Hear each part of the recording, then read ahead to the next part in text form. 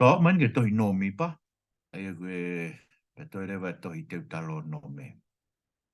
Na tau sio he wikosi ki he hingoa o e Tohi Liwitiko i te tapwha he pelu ai a ko pēa uiangi. Mau inga e vai e whikau ak pēa moe uhinga moe tau mua o e Tohi ko ia.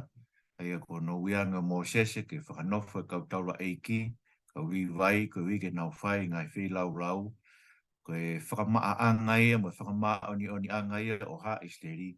Koe ka lau ke nau nonofo mo si hova i he apitanga koe na nau whanongai i he toawha. Ta tau pe mo Tohi Nomipa.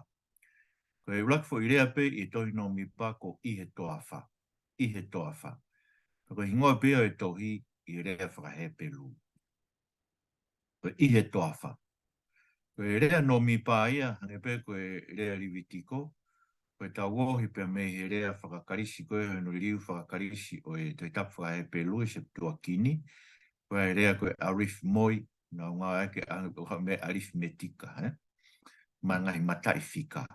Ngā pe whoke koe Tohi Nomipa ulahi ai hono tohi kakai mono lau e kakai o Israeli e nau whanonga i he toa whape hangarewa e he kauririuia e se tua kini o whahingoa fo o koe Nomipa. A koe no hingoa koe i toi whahe pelu ko i he toa wha. Peo mahu ingai, koe koe talanoa koe ni Tohi Nomipa, koe talanoa ea ki kamata anga o e tau hono ua, o e nau whanonga. Manatu na tau talanoa he Tohi Liwitiko na e tau e taha kakato e nau nofo, i he te fito i mo unga sai nei. E whaia ngai whaino hino koe ni ke ngai o wau whakamaa mo whamaa oni oni o ki nau tolu. Koe ika nau lawa ke whiohi mo nau otua, ko whinangalo ke haere mai o nofo i nau lotolotonga he puha e fuakawa, i he tēniti, i he potu topu tapu koe o te niti whi iloake anga. I roa whae koe kamatanga e tau hono ua, na nau hiki whanonga reo. Pea utala noa ai Tohi Nomipa ki e tau e tolu walu o e nau whanonga. Tau e tolu walu o e nau whanonga. O nau whae rea nau whanonga, koe whanonga me he mo unga koe ko sai nai. O nau toki tuku e nau whanonga ke wheitu o gui koe alapa moa ape. Koe alapa moa ape, koe kauwai e taha ia koe o soatani. Aina nau nofo ai, pa koe tohi teu talo no meta tau tokisio ke wikahau. Nei whai ko toi fo i malanga e tolu a Mosese ai, nei fo i malanga whakaosi a Mosese. Nei whai e me potu ko ia, alapa moa pe e koe kauwai e taha ia koe o soatani, o nau hanga ki e whanua e tala ofa. Pea nau teu koe teu whakaosi e tohi teu talo no me, pe lau ai lao, pe whakamanatua e ngai tūtūni a kou nāni te, koe uiwak mō manatu koe fui whanonga koe ni tau e tolu waru, koe ni tolu hiwa koe na nau whanonga e toa wha. Na e uinga no nau whanonga whoroa pe eka e oa ko osi kotoa i he mate. Na fui tau tangata koe na hao mei ispite. Koe ui, koe nau ta e tui, ki he palo meska e tuana e ange ke te nau tolu, ki he mau e whanua. Mea koe taha e mea, koe whainga tau koe o e tau mo ui e kau tangata, koe whainga tau o e tui pi ki tai. Mana pe ko whamlat pe, mea ko lau koe paula koe o e timote vai whawe sfitu, ko lawa i e tau rerei, koe tau e tui pi ki tai. Koe tau mo ui, tau whekuki mau pe mo e ai ke tau tai tui, e taimi ko toa pe. Pea koe whainga tau kou tau whekuki mo ia, koe tau ke puke mau e tau tui ke ngai paromes ko toa pe ai o tua une whai ma tau toru e toi tau. Aia, e whui tau tangata koe nei hau me ispite, mo manat nei toko no kilu e kau tangata, ka mai he tohi exoto vai tahaua, nei toko no kilu e kau tangata koe nei hau. Aia, na tau bepe foka pa e riu ngāua, maro peu ke taha mo e poini ua miliona, kakai nei omi me ispite, i he tuange mai koe o exoto. E mate ko toi tau tangata ko fui toko ua mā te pe nai hau. Ai ko whaarea ki ai ko ke repi pe mo siua, tara mai, na e kehe ai loto e na e tek nā wā e taim na e whoki mai e kau wasi.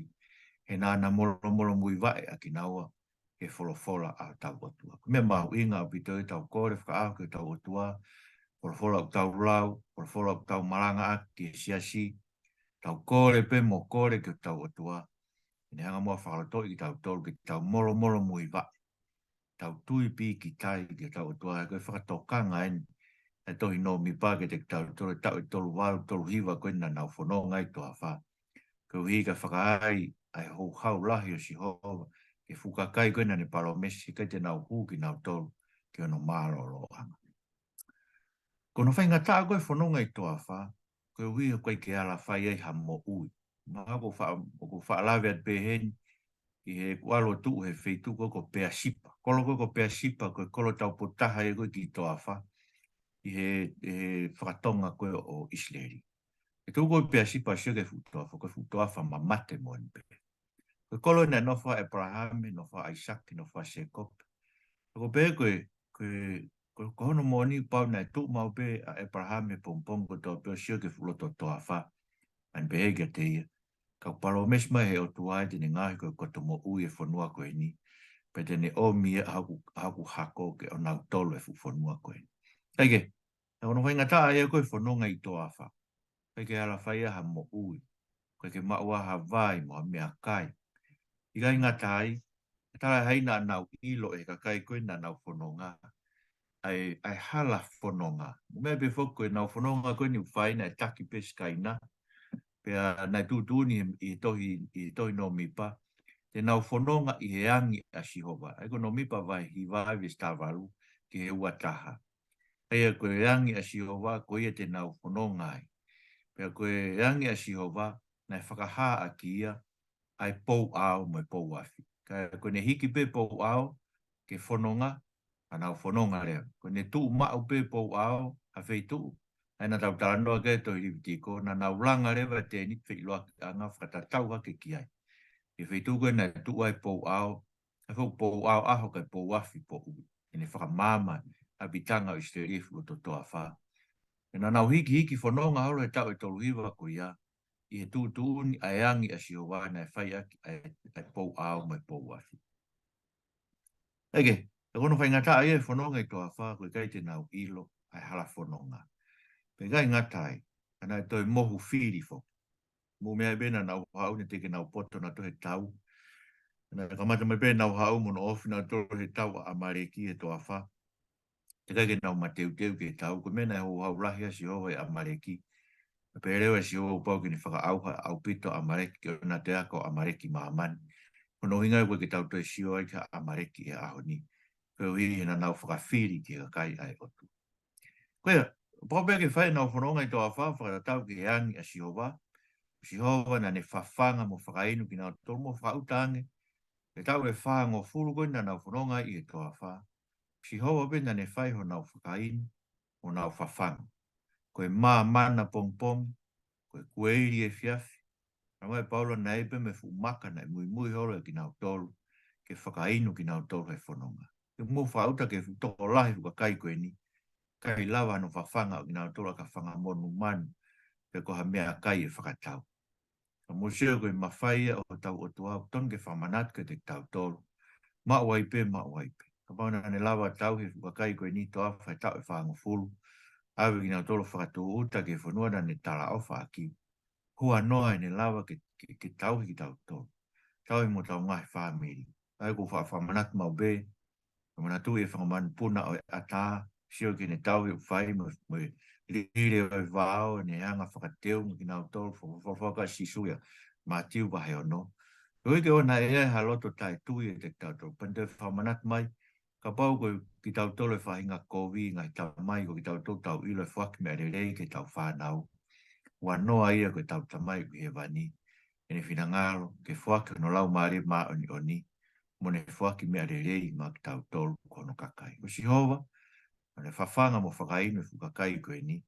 E ko si hoa pe ne ilo e hala koe te nau whanonga. E koe ui ange ko rawa ni nei, koe skaina na e taki whanonga. Koe pou ao aho, po wafi, po uri. Koe skaina, e wako whuirea skaina, koe whuirea whakahe pe lu ia. Ka kono whakatonga mau, koe whitaha whakatonga ke koe apitanga. Koe whuirea ai, koe apitanga a Sihova. Eia koe uhinga ko haere ma Sihova o nofo mo ki nau tolu. O ne haere holo i toa whau kumi ha wheitu ke nau nofo ai, ono tataki holo ki nau tolu i e whanonga anga. Koe whanonga anga koe i toa wha, ta tau toh pe e whanonga anga i toa wha, me toa wha koe ni mo ui kau whanonga pirikimi ai. Ononga ki nau tolu e toafa moni, ononga me ispite ke whanua me taraufa ke o tua. Ta tau pe me tau whanonga pirikimi ko ni o whai. E veteanga ki tau tolu me ispite o e tau ngahi ang hala. Rohola si sua sione vai valu, ko ia o kuang hala ko e poho pula ia a ang hala. O veteanga ki tau tolu me ai, ko mea e hiuhu ina whai e ta e ko si sukarai si. Pero ko tau whanonga pirikimi ai ke whanua whakalangi, ko se sarema whakalangi. Aina paro mesma he eiki alo te wa feitu ma tau tolu ai. Pe hange na taki e skaina e whanonga koe na ha isleri. O pepe mo ki tau tolu. Pe mo manatu e lau e tanga e me moritoni o pe o i au e wheawe aki, o i seuke e wheawe aki. Whai ki lulung, whai ki hahake. Ka ko skaina o taki, o tau ke i harape. Eia, tau whawhetai bene o pe ko feitu ave ge tau whanonga. Tau ilo ko skaina be o tua ne fai tau whanonga he ku kaue mo ki tau tolu ko mea ia klaisi. Hange do pe ko si hoa pe ne ilo ai hala. Pe fok ko si su pe ai hala ke tau fou ai.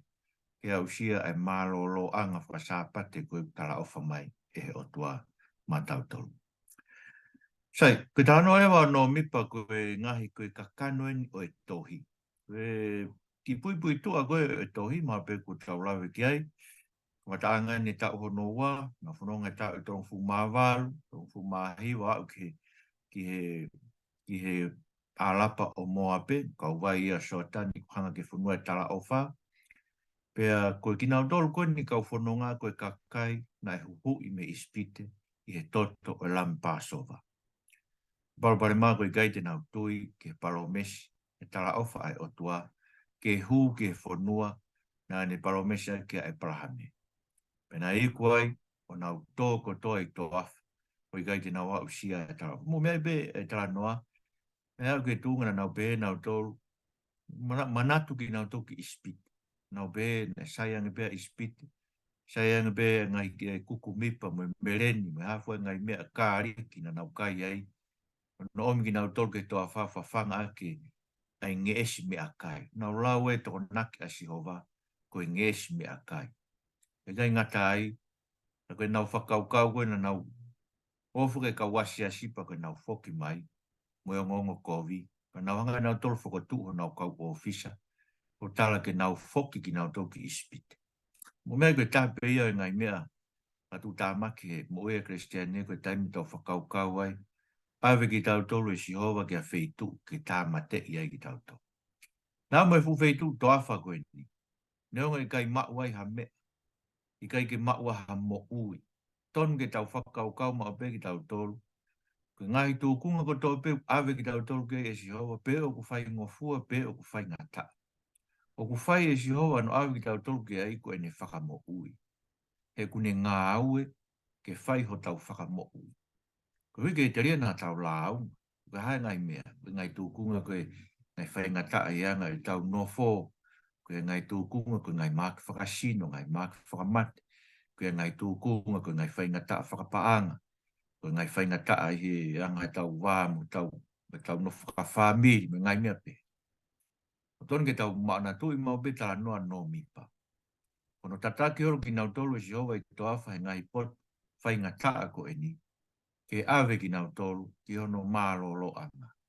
Pea au rerei lahi hake mau pe ai wheitu ave ki nau tolu ke e Jehova, i hato e wheitu te tau whakaukau, ke tau ave ki tau tolu ki ai, hae tau mo.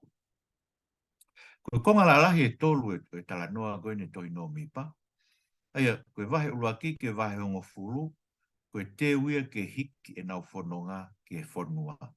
Nau lawa tani nai ki konga koe vahe hiwa ves tahavalu ke wataha, vahe hiwa ves tahavalu ke wataha, whainu e nau whanonga, tala ko paupe ke nau whanonga, i heangi a Sihova, ka wheitu pe tuai ai ao, te nau nofo ai, langai ta panikare, pa nau apitangai, o pau e nofo ai ai pou ao i hangahi aho.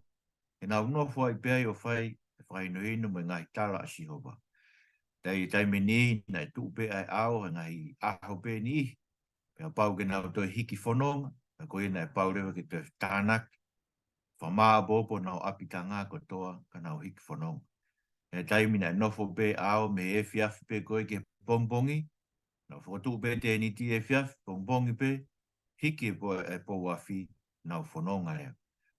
Pe koe aho e ua, pe koe mahina, pe koe haho no loloa, pe a pitanga koe a Jehova koe i toa whana e whakatatau pe, ki he loloa, koe nofo ai pou ao, ki a feitu. Aia, koe mea mau inga pe ia e tohini, kono whahino hino ngi tau tolu koe whanonga koe ni toafa tangi e masiwa e whia maari tau iai, Jehova pe tau ki tau whanonga ke. Aia, wahe rua kia ke wahe ongo furu koe teu e nau hiki whanonga ki he whanua. Koe wahe hono ua rewa, konga hono ua, koe nau hiki whanonga ia i toa wha mono ngahi a whenga. E rere e tānoa koe me wahe hongo furu ke wahe tolu, ngataanga wahe tolu. Paka konga whaka o si rewa, wahe tolu whaa ke wahe tolu ono.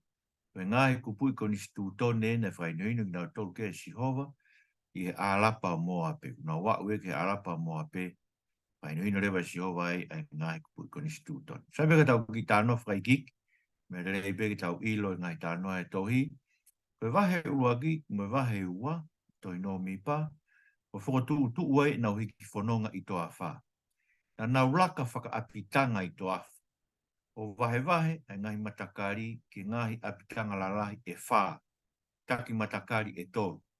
Ai ko ngahi apitanga lalahi e wha, ko apitanga siuta, apitanga lupeni, apitanga ifaremi, mo apitanga tani. Ko apitanga siuta na e kau gea Isaka mo Sepulone, apitanga lupeni, na e kau gea Simeone mo Kata, ko apitanga ifaremi, na e kau gea Manase mo Pensimani, ko apitanga tani, ko Aseri mo Naftalai. Kapate ke tau sio ke tau ki tohi koe na aina nau atu e tau textbooka koe ke tau Lesoni koe ni, i te wahe koe Nomipa, o aspea ko sta whakatata i bere nau whanonga, pe moeanga e whakaapitanga koe ni. Na e taki i haari vai, o nau whata a ake e kovnani te, pe hoko ai a apitanga siut. Ai koe nau whanonga ni koe he toa wha. Mandi taki pe whuk nau tolu he skaina, ai alu whakatatau e kauri vai mo ake kovnani te, whakatatau hake ia ki pou a. Pe hoko atu re vai ai apitanga siuta, e kona tolu e na nau hoko atu koe he whanonga, pe hoko ai e haake soni mo haa melari, mo manatu koe whanau koe koe whanau ali vai na toko tolu ko ke soni, ko melari, pe mo kohate. Ko nau tolu rewa nai tūtūni ko nau ngahi haa, ke nau whata ai ngahi nau ko toa pe o e tāpane karei toa wha. O haa ke soni mo haa melari, na nau whata e tāpane kare. Ano ngahi pō, ano pui. Ai ngahi nau koe nai whakotua ke tāpane kare, pe mo ngai fumea koe nai whakotua ke te nit whi loa ki anga i loto. Mantufu na tau tāno ke tāpane kare ko whi loto a aia. Pe tu i he loto a ko ia ai te nit whi loa ki anga, ai na e vai ua koe potu tapu, koe potu top tapu. Pe a ose whanonga koe a haa ke soni mo haa melari na o whata tāpane kare, hoko e abitanga lupeni. Pe a hoko le vai a haa ko hati, ai koe whohai e taha uri vai, ko nau tolu e na nau toho, ai nau ko toa pere tāpane kare, ai koe ngai mea koe o rita. Ange koe te pire mā whailoa ki anga, koe orita tutu anga inse ni si. Ka toa whanki nau koe o tāpane kare, koe whatongia o haa ko hate ko nau tolu na nau to'o ia. Koe toki mui re vai a abitanga i wharemi, koe abitanga tani, ko nau tolu na whakapotu ki mui koe he whanonga. Ai fu whanonga koe ni nau whanonga halo i toa whao taki e skaina. Koe nau whanonga na hange ha whanonga e kau tau a Jehova, ke nau o ki he whanua. E na whakatūtū hange koe ngahi apitanga tau. O mea pe tau himi koe wha, koe mau tau eni o aluat. E whatu e moritoni o whakatatau ki tānoa koe ne Tohi Nomipa. Koe tau a Jehova o alu ke tau e whanua ke ma. Pea uki rewa he himi tau o, ke tau kau he tau, ke tau iho tau whanua ke ma. Kono moni foko e nau alu, neongo koe nau alu ke whai tau, ka ko Jehova beie na ne whai e nau whai tau. Koeanga rewa e nau apitanga i toa wha, na e ulaki foko tuu mau pe ai te nit whi loak anga. Ma bene tala noa tuki ai ki mua he e tau tānoa koe tohi e kisoto. Koe tu upe koe ai pou ao, fe tu upe tu ai pou ao, nau hunuki ai te nit whiloa ki anga whakatatau ke pou ao. Pea fotu moe monoloto a tāpane kare o rita, whahu mono ngahi nau fotu. Panau apitanga takatakai rewa i e tāpane kare. Eia ko hahake, ne apitanga ia siuta. Ko lupeni ne apitanga ia ki he tonga, ko i wharemi na no apitanga hihi fo. Pea apitanga tani rewa ki toke lau. Ko maare ia he whakaukau, ko i wharemi fo. Apitanga i wharemi ia ko manase pe ia, pa mo i wharemi, pa mo pensimani. Ko e hako pe ia ko re sieri. Pea hanga e otua tutuan te nau apitanga pe ki nau tolu ki hihifo. Ko hihifo, ko e wheitu o whitaha ia, ki e potu topu tapu ko e awhio anga sihova. Eia, me apitanga pe ki whanau koe ni a re sieri ki nau waaf mo e otua. Pea koe hanga ia nau whukotutu. Ei nai pehe ma waipe. Ei nai awhio mau pea sihova i he lotonga o e apitanga. Kai atakai i a teniti e he apitanga, e ngahi apitanga ono kakai. Eia, ko inga kou tau au mai ke haun tau be, o ka awhio be sihova lotonga ono kakai. E koe fo i motolo e koe fo i kupesi o ene awhio i tau lotonga. Ae nai whaia ke whanonga koe to awha. Mo whautange koe, e nau whanonga e tau e whango fu koe to awha. Nai paua i pe ke whakotu tu pe he i mau pe, e kai ke tu noa pe ha apitanga. Koe taimbe whakotua na apitanga o loto i a Sihova e nau nofo. Koe vahe tolu reo mo e vahe wha, koe vahe e ngai whatongia koe o haari vai ke whata a ake ko nani te mo e tāpane kare. Pene mahu inga au bina kai peke ala noa ha taha ia i ngai haa ko e ki nau e tāpane kare pia mo e te nit whiloa ki anga. Mo mea pe koe au koe na angai koe te vita whakaha ere mai a ake ko nani te na o mai koe e whakafoki koe ki he i seusare ma. Na e ala tangata koe ko wheresi, ko usa, tata ko usa.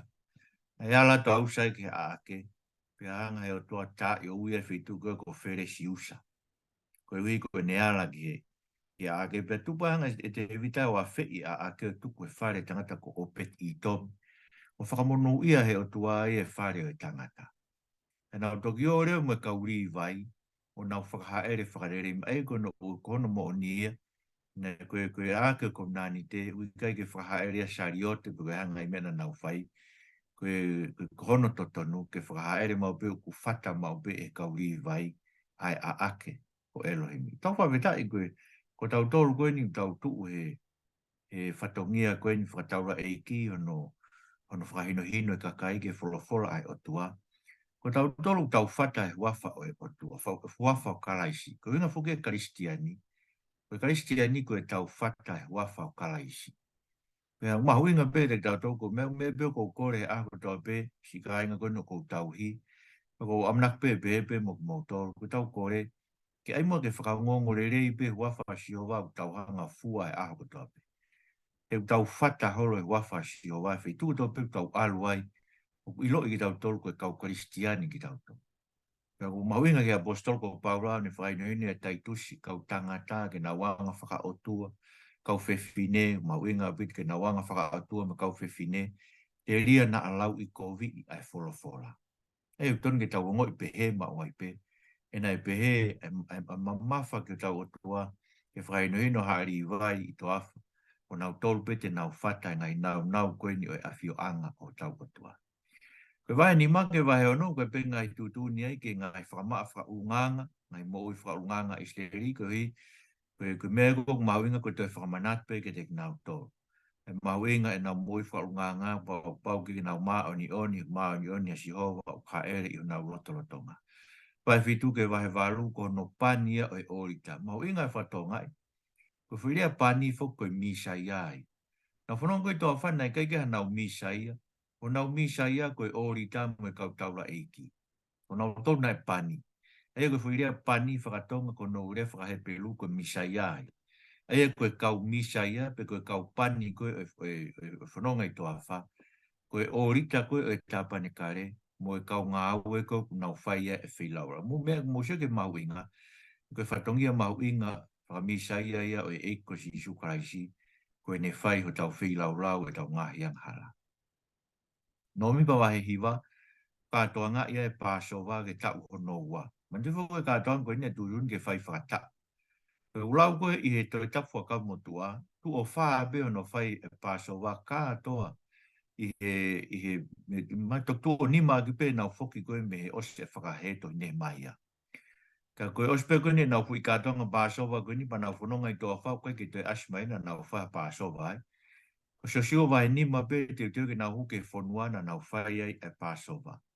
Pe toki toi whai pe Passover ia i he whanua e kuonga kingi sio saia. Koe whina ne whai whakarere i lotu koe ne tutu e ngai. O rita koe ki he ngai aitori me ngai mea koe ia. Koe pe ne whai rewa e Passover. Koe toi whai pe katoanga Passover. Aia, koe whamahino pe katoanga Passover. Koe whanonga uta take si hou. Whakaukau whuki katoanga Passover koe kai whanonga ai. Pau whaasa ke konga uruaki, manu konga uruaki ko uruaki ke hongo fulu. E tala noa ki he hongo talupite na tutu ne si hoa ke wha. Pau hongo talupite, o na whatongia ke ifi, e taingo tō pe kuik whanonga e aptanga, anau ka alu ke whai hatau, o ku ifi e ta hongo talupite. Pau ko ngahi aho whakawhia ko ango ngahi aho koe o e katoanga pamaina fo ou, raki aho e tau fo ou, maina no fitu. O wifi ai o talupite. Ta mai apostol ko Paula, e toki to eifi pe talupite whakamui, o ka haere mai e ko si sukaraisi a koe te whakato e tuua ki tau tolu me pekia, ke ai ho tau sino, ta e whaamate koe te tau nofo aki, i e whakatupu fo. Ai ko konga urua kia, nai whakaino hino ke nau whanonga. Konga no wago nau hiki whanonga koe i toa wha, mai no bito na nau whanonga pe, koe nau whanonga nai whai me sainai ke whaitu koe ko haseloti, pe koe nau e nau whanonga, mai no pe koe whanonga mo i la aunga nai whai kia si ho. No mipa vai taha wā, ku nau lau ia ia mō sese ko nau taki. No mipa taha tolu taha whā, koe whoki mai ka wasi asi mo e ngongo kou, pe na wanga tu uai kia mō sese, pe hoko ai koe hanga whakatoa ma pe a mō sese ao si o wā kore whamore more, e na nau tu na toke nau whoki ki nau tolu ki ispite. Pai taha nima, o whamanatu mai sewa, kua pau ke nau wau ke whanua, o ne whakaino hino e ngai mea kua pau ke whakatāpui, o ka nau ka au ke whanua. Pai taha anō hoko e hanga tu koe aha akola, mo mea e hanga tu aha akola, koe ka kaina reke nau tari na tole mawhai koe o mō sese mo elone. Pope koe ka kai pepe ia tau ngai ngau anga, koe pe ka kai ia koe ke nau tari na tolu ia tau whatongia whawhai whekau, nau lau i kouri. Na museo ke mea koe nai whai ki haa kola, na e kuwho ke wholofua ki nau tolu e kere kere. Pea huri rewa toko toko ia o elone vai tā fitu o mahino, ko elone ko ia ko Spani e otua ke hoko koe taula eiki o Isleri. Pai taha walu rewa koe inasi e kau taula eiki, koe rewa me toto koe e vai whakalanu, lau ke tau himi, e toto whakalanu, koe pulu kulo kula ia koe na nau tutu koe o aihono e fuefu kulo kula, ai ke vai whakalanu, ke whaikon whakamaa e nau ngahi ang hala. E a fuhi aki nau tolu, koe tala noa ko hae Nomipa vai taha iwa. Nomipa vai ua noa, koe tala noa ia koe ki tala ngataa koe a mō sese, whekau ke alurea ki maka, aluia tā e maka. Katokanga i beki tau tolu ka ainga, tau sio mau beki wholofora e toa ko tau tolu, tau malo i tau tolu, he tala ngofua whakakonga pe. Tau mahi o toa e mea ke pehe, tau ai tau tolu ke, tau whai beki i konga, ka tau ai pe tau tolu me tau ki mea pe ki tau tolu. Ma hui ngā piti ke tau whapapau i tau ngahi o uau, me tau ngahi whāriu, ngā koe tau he tau siasi, ngai tu whaholo siasi, u tau tau hi o whakatatau, ke wholofora a tau o tua. Nei pe ki ai mo elon, tā noa ngata palasa he wahe ua taha, no mipa wahe ua ua ke wahe ua wha, mana tu e whekau koe e pēlaki a pēlami ki hao, tala tuki e fukakai, kai tau tau tāpua ki ai ki nau tolo. O mahino ai koe kakai e koe ni, koe kakai uku mohu tāpu e kina. Ka koe whaamu ai o tua, ke nau nofo mao he tauhi mā oni oni ki nau o tua. Koe sio koe wahe ua ni mā pe, anga e pēlami o whare i e haa moa pe, ke nau mai o ahi ahi, o liua ki nau tolu ke nau whaiwhi a waki. E ka nau ka whai hako, e whakamara ia reo ki nau tolu e si ho, poko mea bena e hoko. Nai mate toko ua mano tolu awhi tupu he ahako, ia aho pe taha. ko i na fai fe awaki ko i sitimi. Toi tohi ka kai ki na toi wa he wano, ka no fo lewa si o siua vai wa fitu ke fetonga mo sesi. Toi wha manatu ngai aho katoa ngā o Israeli he vai wa walu me wahiwa. Pero ngai fuakawa rewa, kamata rewa ngai whamatara ngai fuakawa ai otuagi tamai me ngai o fefine. Hu mai tau mo miti ani e vai tolu taha vai tolu wa. Mahino le vai nia, una mau e nau tolu e konga whanua e kau vai koe taha soatani. Fitu e na nau nofoi e alapa moa pe. E koe whanua e koe soatani koe i ahoni. Kau vai e taha koe vai taha soatani.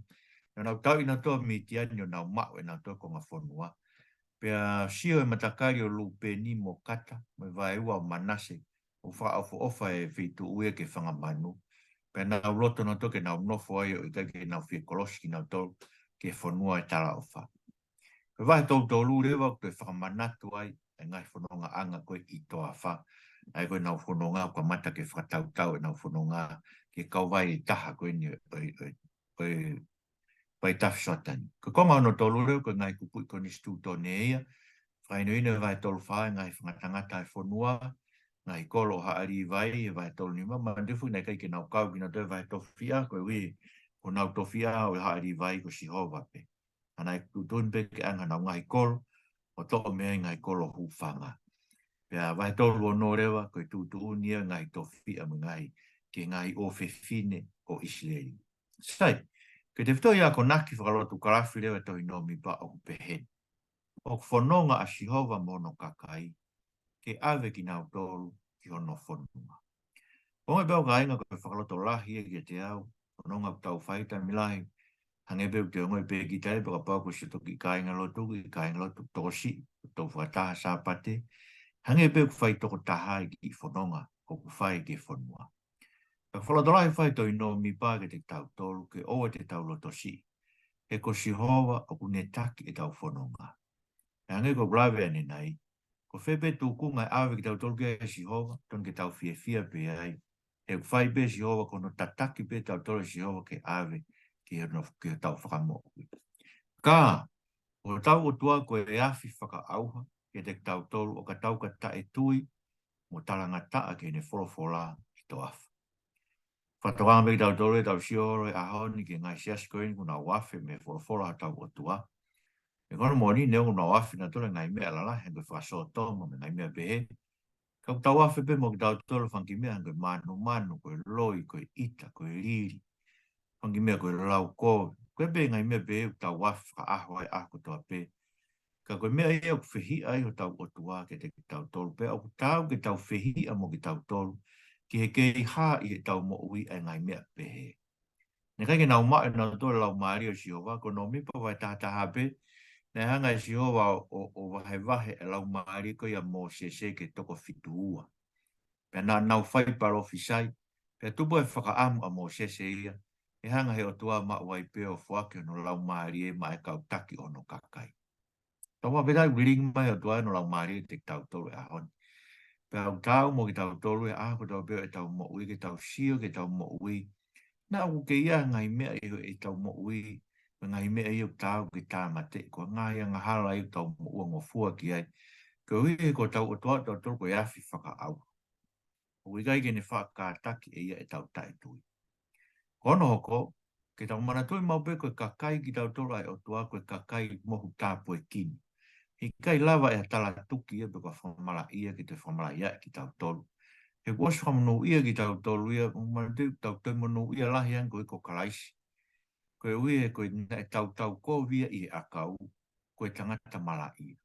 Koe ui koe tau mala ia ai. Ne awe o ne tau ai he akau, kai omi ki tau tolu e koe kakai mo tāpo i kina. Pea, koe whakaamu hau tau o tua, ke hoko atu e tau hi maa oni i e whanonga anga. Katoanga mai apostol ko Paulai e ula Korintowa e ngofuru, Vesio no ke tātaha. Koe ngai mea koe ni tau raua e Tohi Nomipa. Nai hoko ngai mea koe ia koe whai tak anga ke te tau tolu. Koe uhi, ke oa te tau hange ko ki nau tolu. Oa te tau hori ki ngai mea uri mo kovi hange ko ki nau tolu.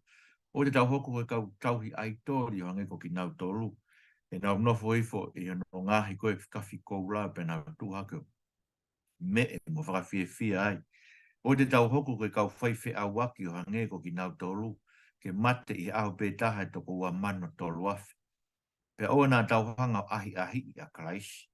E whakaauhai ki tau tolu e whanganga tau hange ko ki nau tolu. Aia, koe tala noa ka Nomipa, koe tala noa ia o e whai taki anga, o e mea ke oua te tau whai pehe, nā hoko ke te tau tolu ngai whamara ia a tau utua. Koe ki borobarema kusio ke kau matau tau, a whakatotoro toi tapu ea koe pehe, koe toi kakai ko ha isteri ni asko toi Nomipa, o kua ke toko ua miliona. O be fukakai koe ni kau matau koe ni toko, toko lahi ke aha fukakai pehe e toko ua miliona, e lava ke tauhi i nau tolu i toafa, e fu tau e whanoa pehe. O mea e ka inga kuinga pe e tae tui e kau matau e koe ni, he koe te nau ilo ai o tua o ha isleri. Koe tua o ha isleri koe tua e o mamani kātua, koe nani ngāo he mea kotoa pe. Pea koe mea kotoa pe, tara mai sa me tātahi wa, o tamai o eiki mea kotoa pe, ke he o tua koe ni. Haime te ntae lava. Eia, koe whainga tae tui e ni o ulahi e ne asi, e kau matau koe o e ako ke whakamoto na o whehu i ai o pehe, pe e lava koe si hova o tau hea fukakai ua miliona e tau e whanoa. Whau, lava pe. E whamoen mai beke te tau tolo ha isleri, na nau whanonga pe o au ke whanua, e ono tau hea ki nau tolo e mana pong kue iri e fiafi, pe a moe vai, maka koe ne turi mui e te nau. Kono whao si, pe tohi Nomipa rewa, pe a mo ki tau tolo. Tohi Nomipa, mo ki tau tolo. Ako no o mien tohi ki te tau tolo. Tala noa he pelu wa he tolu ves fitu ke wa he wha ves tātaha. Koe whanonga koe na e whai koe he kakai koe ni toa wha. Nei kai te na wa usia e ki nau tolu e tala ofa koe hu ke whanua koe koe nau tae tui. Pea o mai rewa tala noa koe whakatokanga aki tau tolu he pelu wa he wha. Ke tau mana wa he te ria na tau tō mui. I he hu ke mālolo anga whasapa. Te mai he pelu wa he wha ia. E talo no teu e malolo fa sapate o tua ka matanga ne malolo ko a no fitu. Ne malolo ko a no fitu ko ne fokotu u e malolo anga fa sapate. Pe ko ne tau mua ko i no ngau hi ki tau tolu e tangata ki whakahu ki tau tolu ki no malolo anga. Pe ne tau mua be no o mi ko ha isderi me ispite. O mai na pe ko malolo anga ia ko fonua ko ni mama ni kenani. E tala mai pelu vai wha ves walu ka pau na whakamālolo ki nau tolo e siosiua. E kai ke te wholofola o tua ia te vita sa me hiwa ni mao pe, koe ahoni pe. Pau te mō whakaunga no re, o te mō whakawhewheka mō loto, hange na whai me ripa mō masa. Aina na wala ke au ahi e o tua, osina nau mamata ke ni ngai ngau na e whai. Pe whariri ai o tua ke a tau tangata kotoa o ni fuakawa, kua we hanau hu ke o kumālolo. Aia, whatokanga e whai ke te tau tolu kai. He koen. Ko tau whai ta tau anga koe me ka kai koe toa wha, koe ulu aki. Hange na e huhui ki nau tolu me ispite. Pe whoki huhui mo ki tau tolu a Christ. Uwe te angi ki tau tolu me tau ngahi ang hala. Ono hoko, hange na tala ofa ke hu ke malolo anga ke te ki nau tolu. O pe he whoki mo ki tau tolu. Koe tau mua e o tua ne ta taki tau tolu e whanonga pirikimi o tau whai i e toa wha o e mo ui. Toa wha tangi e masiwa e whimaari e. Ke awe ki tau tolu ke no malolo anga. Pea hange na nau whanonga i toafa ki e whanua. Pea whoki tau pirikimi mo ki tau tolu e toafa taimi. E nau lawe ki ai, himini manoa taha. Toafa tangi e masiwa e whie maari e whanu irifi. Pea hange na nau whekuki mo ngahi ahi ke tae tui ke wholofola. O pe whoki mo ki tau tolu. E tau whekuki mo ahi ke tae tui ke ngai paro mes ai otua. Koia, koe whanonga koe ni tau whai. O whie mau. Haloto ke tui pi ki taidaki. Ke ngai palo mesi ai o tua ku whai. Ke ne whakahu ki tau tolu. Ki ono marolo ang. Ai ko Tohi Nomipa. I he toa wha. Tau whanonga ia ku whai. Taki tau tolu skaina. Pambe ke hanga he o tua whakatupure kina i te tau tolu haloto tui pi ki tai. Haloto ku sio mau. E ne mamahi ia e ne tau kovi a kau. E ne mate o ngosi. Ai ki mo whamaro ke te koe. Ai rei ko toa pēku ke whainu ma tolu ke ai me tohi koe. Aro doi ko kore ke te koe ngai whainu ino koe ni ke hu ke o malo lo anga. Nei gai te na wau sia ko iko e nau tai tui ki o ngahi tala ofa. Kau mau koe, te ke whakatuk mo e te mau tolo haloto tui pi ki tai. Whakalahi mo e mau tui hange koe kore ka apostolo. Pou mo e mau tui ngai taimi mo whakatai tai tui ai. Ka alofa mo e mo ai awhiona ke ona mate au pito e mau tui. Ka ke mau lava i e tau e tui pi ki tai hange koe apostolo ko paula. E mau piki mau ke o ngai palo mesi. E koe mo oni, mo oni me ai au ke awi ki mau tolu ki ai. Kau tonu ke hoko pēr koe ngai whalato lai ke te ki mau tolu. Ke mau whanau ngai hutoa whatangi koe ni masiwa e whimari. Eik, tā wikina kia si ngai toko wa koe, kau whai whekau ko se tuat, si kau ngā kaistiani mau kau whataha e klasi koe. Langa hake mau moui, mau tui pītai ke te koe, me mau ofa ke te koe, e mau tau he begi o wholawhola. E Sisu Christ ko mau wha mo ui. Amen. Amen.